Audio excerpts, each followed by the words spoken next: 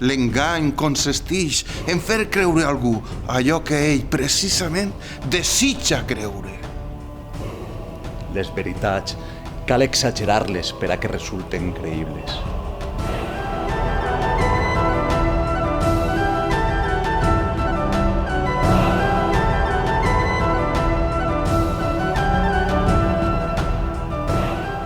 Con la verdad no se juega con la mentira.